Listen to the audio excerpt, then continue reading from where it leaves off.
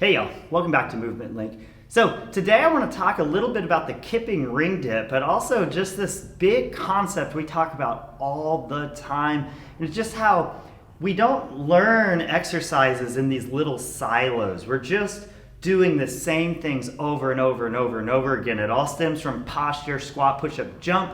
Then we kind of learn arch and snap techniques. And then we start piecing all this stuff together, and we have some other little things we think about, like unweighting and manipulating our center of gravity and these other things, but it's not just doing it for this one exercise in the gym. We start seeing how these things relate to everything else. And it's super important, even if it takes a little bit of time to struggle with the concept of it. Once you understand the concept, it's an extremely powerful thing, because then you get to use this thing that you're really good at over here in everything else, and it makes you just unstoppable. So what we're looking at today is the kipping ring dip, and not only how do we kip and how can we practice the kip without having to support ourselves in the ring and do all these things, but what else does it relate to? So let's first take a second and let's talk about running. So when we're running, what we're trying to do is time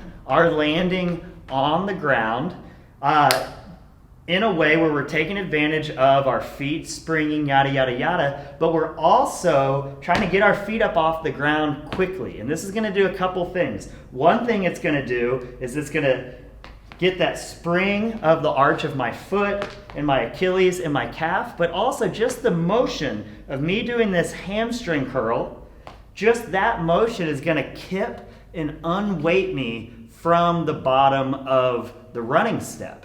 The other thing is when we're running, we're kipping and unweighting with the arms. You can feel the arms. If you just swing them like this, you can get yourself off the ground. You can feel the hamstring curl motion unweight yourself. If you hop on one foot and then hamstring curl, you can see how much easier it makes the work done by the point leg with help from the other leg that's just kind of in the air. So these concepts are a little weird to kind of get used to, but it's something we work on in our running technique all the time. And it's just unweighting, and we unweight when we do a clean and a snatch and all these other things. And basically what we're doing when we're doing a kipping pull-up, a kipping muscle-up, kipping toes to bar, and kipping ring dips is we're trying to unweight, give ourselves momentum so we can give it a press to make that movement and getting the arms locked out more efficient. So let's dive into it. So basically, you can follow along with this one if you want. This is a drill. Most people don't just get it right off the bat. It takes a little bit of practice, but then what you start seeing is what we're doing here in the drill is the exact same thing that we're going to do on the rings for kipping ring dips.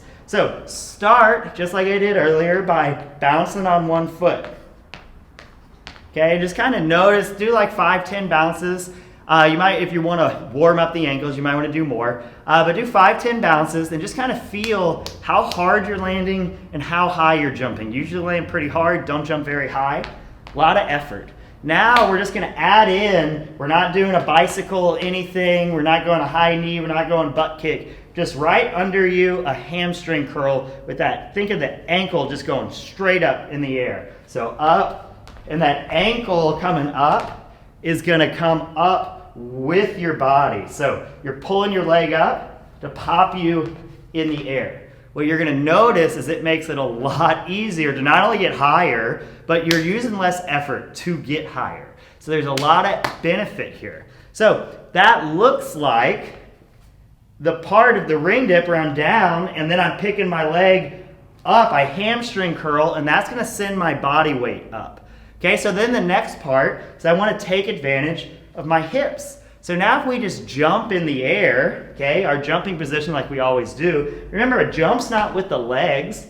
A jump is legs driving into the hips, squeezing the butt cheeks, getting everything out of that hip extension.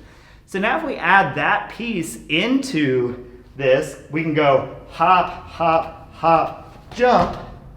Now we have a kip. This would be the way we jump as high as possible on one leg. Not something we really need to do all that often, but this is the exact kip of the ring dip.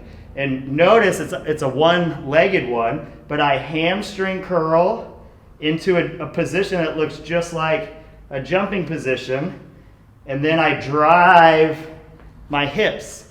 So we can go hamstring, curl, jump. Hamstring, hamstring, jump. And we use this to get momentum.